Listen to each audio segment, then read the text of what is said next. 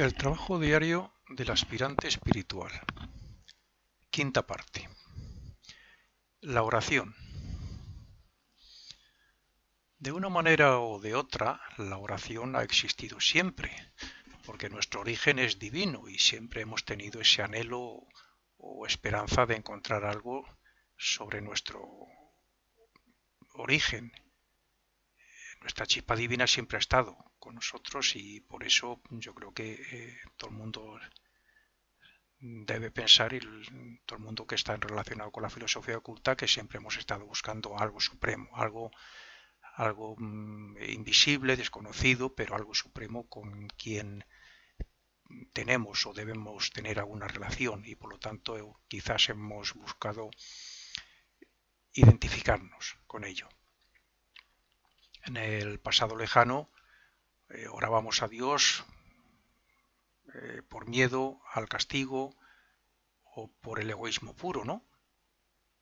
Hoy lo hacemos por amor, como Padre nuestro que es, y para acercarnos a Él y sentirle en nosotros mismos. Hace algún tiempo le pedíamos, y hoy mucha gente lo sigue haciendo, claro, comida, dinero, ayudas materiales, etc. Pero el aspirante espiritual no pide nada de eso, sino que pide medios para servir amorosamente a los demás y luz para no desviarse del camino de santidad o de perfección, como queramos llamarlo. Por eso la oración debe servir para acercarse a Dios con alabanza y adoración y para acercarnos a esa luz divina que nos hace receptivos y que nos guía. Fuera de esto, y ante todo lo demás, deberíamos decir siempre al final de cualquier petición que hagamos en la oración, esa frase tan lógica que dice: que no se haga mi voluntad sino la tuya. Si bien la fe nos abre el camino para una posible comunicación con Dios, la oración nos ayuda a conectar con los mundos espirituales y con Él mismo. Se dice que la oración transforma la naturaleza inferior en devocional y espiritual, a la vez que desarrolla y eleva los deseos y los sentimientos, que es como decir que nos eleva hacia el propio mundo de Dios. Si filtráramos todas nuestras acciones, palabras, deseos y pensamientos por el filtro de la oración e intentáramos que todo eso se convirtiera en una oración a Dios, nos haríamos santos en poco tiempo. ¿Qué es filtrar o hacer de todo eso una oración? Pues no es ni más ni menos que hablar a los demás con amor, desear medios para amar y servir al prójimo, expresar emociones y sentimientos de amor hacia las personas que nos rodean, trabajar y hacer cosas como si fueran para Dios, y en definitiva, pensar siempre con amor y con la voluntad de hacer algún bien al mundo y a todo ser viviente. Si nuestra oración es fría y sin todo lo que hemos dicho en este último párrafo, y si es un conjunto de palabras que se repiten automáticamente, sin apenas voluntad y sin conciencia, entonces ni nos elevará ni de nada nos servirá. Nuestra oración debe ser clara, humilde, sencilla, sin palabrería ni egoísmo, sino todo lo contrario. Debe servir para elevarnos hacia Dios y para que nuestros deseos, palabras, pensamientos y acciones estén basadas en el amor, porque sólo así obtendremos bendiciones y, por supuesto, santificación. Cada vez que oramos a Dios voluntaria y conscientemente, expresando un verdadero amor y anhelo por acercarnos a Él y por ayudar a nuestros hermanos con amor, más nos identificamos con su naturaleza divina. Es lógico, por tanto, que las oraciones frías, egoístas y materialistas no pasen de las regiones inferiores del mundo de deseos, mientras que las verdaderas llegan al propio mundo de Dios, a la vez que nos ayudan a construir nuestro cuerpo-alma.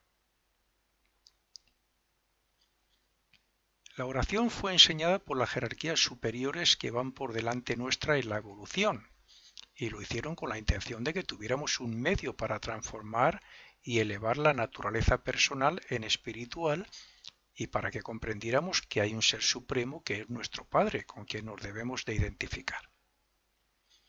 Por tanto, la oración nos permite abrir un canal para que la luz divina pueda descender hacia nosotros, a la vez que nos ponemos en un estado receptivo de alabanza y de adoración. Hacia Él, claro. Cuanto más elevada sea nuestra oración dirigida a Dios y cuanto más intensidad de deseo y de voluntad con tal de ayudar amorosa y altruistamente al prójimo, más fuerza tendrá para atravesar la atmósfera terrenal y para llegar a su destino, donde las jerarquías y seres superiores se encargarán de dar la respuesta adecuada. De hecho, cuando un aspirante espiritual eleva sus oraciones y sus peticiones de la manera explicada, si su estado de conciencia es receptivo, entonces los ángeles y otros seres hermanos proceden a responder de la mejor manera posible según las circunstancias, claro. Algunas oraciones tienen respuesta y otras no la pueden tener. La oración contemplación, diría yo, mística, es aquella por medio de la cual intentamos elevarnos por la devoción a los reinos de Dios para identificarnos con Él. Para ello se necesita silencio. Silencio físico, pero también interno. Sin palabras, sin pensamientos concentrados, ni imágenes visualizadas, ni nada. Solo se debe manifestar lo positivo e interno, pero en la mayor intensidad posible. Es decir, deseo de vivir en Dios, devoción suprema, amor a la humanidad, etc. Todo eso es oración. Y tener solo en mente la idea de que Dios es nuestro Padre y que nos ama. Aquí no está presente la personalidad, sino que entramos en un estado interno de contemplación, de adoración, sin palabras ni pensamientos. Se dice que el hombre se convierte en lo que piensa. Está claro, pues, que debemos pensar el sentido de oración las 24 horas. Meditar en Dios, adorar a Dios y contemplarle allá donde nos encontremos. Las 24 horas. Si la oración nos hace ver la luz de Dios, esa luz en nosotros debe hacer que veamos a Dios en los demás y que nuestro amor se dirija hacia ellos. Creo que con eso es suficiente para saber lo que es una oración y para estar en oración siempre. Bien, y ahora vamos a pasar a un ejercicio que yo le puse por nombre hace muchos años, la autoprogramación. ¿Cuántos de nosotros interpretamos que la vida es una oportunidad de progreso y que por tanto cada día deberíamos esforzarnos por conseguirlo?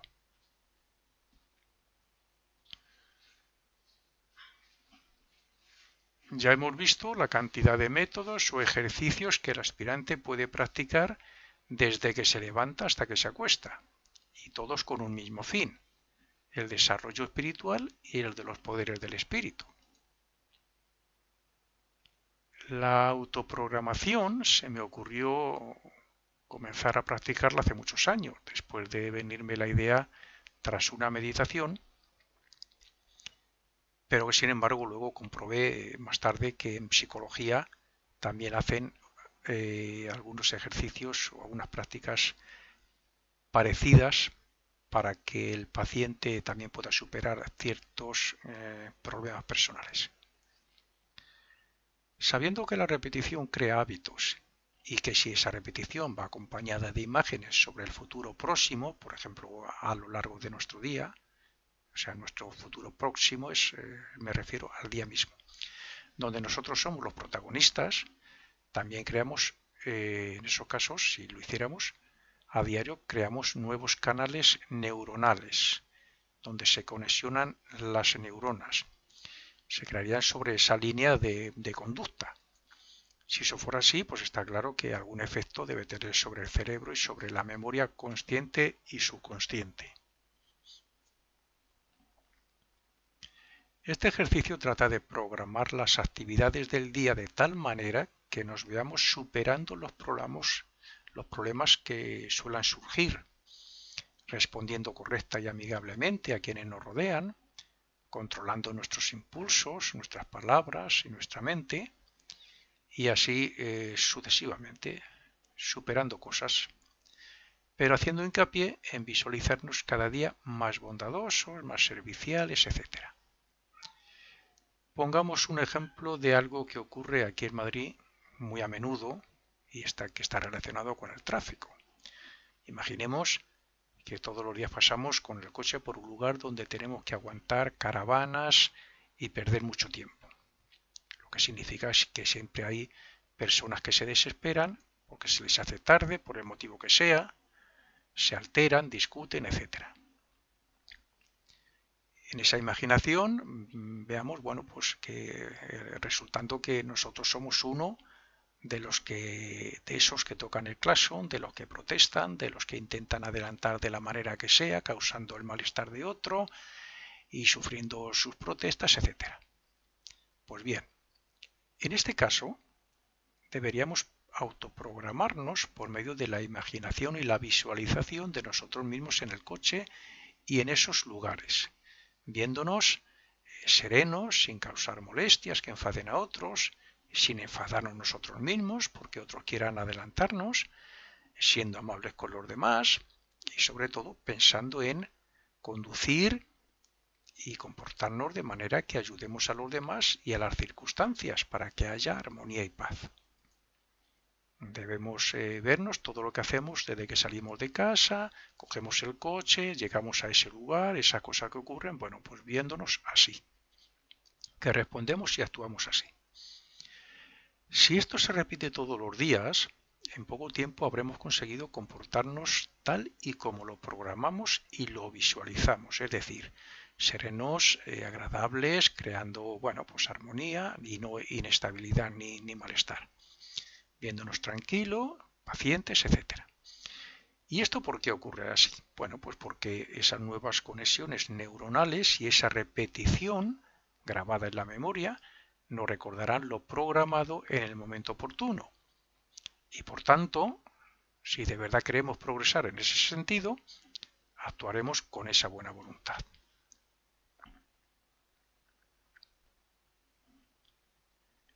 Imaginemos que tenemos problemas con un compañero de oficina, de trabajo, con cualquier otra persona cercana a nosotros, pues hasta el punto de que nos enfadamos y a partir de ahí no nos saludamos y hay tensión, se ha roto la relación que teníamos. En estos casos deberíamos comenzar el ejercicio antes de vernos con la otra persona e imaginándonos con una disposición alegre, optimista y colaboradora hacia ella. A partir de ahí hay que imaginarse todo más o menos como ocurre todos los días, o sea, dónde y cómo nos encontramos y nos saludamos. La diferencia debe estar en que la visualización debemos cambiar y ampliar los hechos y en vez de vernos, saludarnos e irse cada uno por un lado, pues debemos visualizarlo en sentido contrario. Por consiguiente, un día tras otro nos veremos en esa programación saludando a esa persona con una sonrisa y preguntándoles incluso ¿qué tal estás? Otro día ampliaremos la visualización a la vez que lo llevamos a la práctica porque nos acordaremos de hacerlo en ese mismo momento, claro, no lo va a recordar. Entonces otro día ampliaremos la visualización y nos veremos no sé, sonriendo ante esa persona y preguntándole por la familia o invitándole a tomar algo. Seguiremos repitiendo la programación un día tras otro hasta que llegue el día en que actuaremos según lo programado como primeros pasos. O sea, hasta que un día ya decidamos decirle hola, ¿qué tal? O buenos días. Más tarde continuaremos viéndonos, charlando amigablemente con él o incluso pidiéndole algún favor después de conseguir su amistad como era en el pasado. Repito, como he dicho antes, la programación hace que cuando estemos en el lugar y con las personas visualizadas, nos acordemos de todo y sintamos el impulso de actuar de la manera imaginada, de la manera programada. La vida nos proporciona un campo de experiencia donde surgen oportunidades de progreso a cada instante. Pero el aspirante espiritual no se debe conformar con eso y debe aprovechar todos los recursos de sus cuerpos para acelerar sus pasos en el sendero de perfección. El ejercicio de la autoprogramación es un ejercicio complementario de la retrospección. La autoprogramación hace que, dentro del trabajo de concentración de la imaginación para crear una imagen de progreso personal, repito, hace que nos esforcemos por ser mejores personas ante las circunstancias cotidianas. La retrospección trata, entre otras cosas, de comprobar si esa programación ha sido cumplida positivamente o no. Por eso digo que son complementarios. Es evidente que la persona que la haga debe visualizarse poniendo en práctica sus más elevadas cualidades y viendo que superan los problemas gracias a sus virtudes personales. Aquí no caben las dudas ni nada, sino que hay que ser firmes y estar convencidos de que se van a superar los problemas que cada uno tiene. Alguien puede pensar que si su problema es con una persona de mal carácter que no quiere relaciones con nadie, la visualización positiva o la autoprogramación no va a cambiar el carácter de esa persona. Lo pueden pensar fácilmente. Claro que sí. Pero si hasta ese momento, al ver a esa persona de mal carácter, con quien ha tenido algún problema, hacía que pensara mal sobre ella y que le criticara y que expresara internamente, pues no sé, malos deseos y sentimientos contra la otra, siendo así, a partir de la práctica del ejercicio, cuando le vea, va a cambiar todo, ya no va a ser así. Cuando le vea será todo lo contrario, y así no le perjudicará con sus malos pensamientos y sentimientos, ni perjudicará al mundo sembrando malas vibraciones en general, por el simple hecho de ver a una persona de mal carácter. Más bien, al verle, deberá expresar sentimientos, debería, si no da los resultados que se quieren, al menos debería ser así. Expresar sentimientos, deseos y pensamientos positivos hacia esa persona, pensando, pues no sé, pues que tiene una serie de virtudes como todo el mundo tiene y que no, a lo mejor no nos hemos dado cuenta de ellas y que quizás tenga algunos motivos o problemas ocultos que no sabe superar y que le hacen así, le hacen tener ese carácter. Siempre hay que mirar o buscar el aspecto más positivo. Por eso debemos visualizarnos a nosotros mismos con optimismo, alegres, confiados, comprensivos y tolerantes, hasta el punto de ver las imágenes como en la vida real. Entonces, si estamos atentos a los hechos, sabremos responder como hemos previsto y solucionaremos total o en gran parte un problema que antes nos preocupaba, nos ponía en tensión o simplemente nos ponía a la defensiva cuando estábamos cerca de él.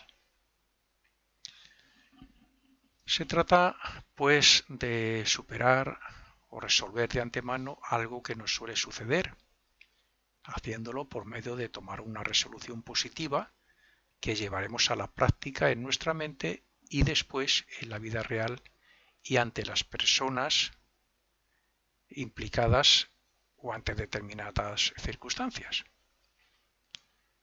Esto es algo parecido al hecho de que antes de renacer vemos las imágenes de nuestro destino, sabiendo que lo tenemos que afrontar y superar de alguna manera.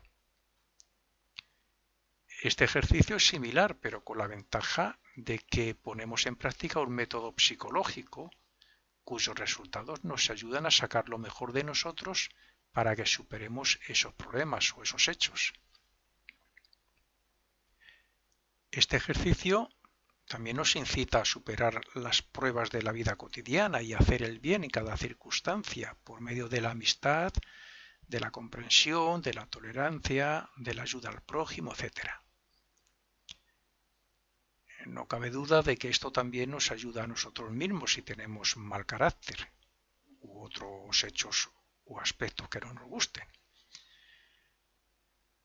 Nos ayudan si tenemos mal carácter y nos visualizamos haciendo todo lo contrario, o sea, siendo amistosos y agradables, porque cuando se presente la oportunidad y no vayamos a enfadar, el mismo ejercicio, la práctica diaria de este ejercicio de programación, visualización, nos recordará que no debemos hacerlo y que debemos expresarnos positivamente. Por tanto, también es un ejercicio psicológico que nos ayuda a transformar nuestras actitudes personales negativas en positivas. Y con esto terminamos la quinta parte de este trabajo diario del aspirante espiritual.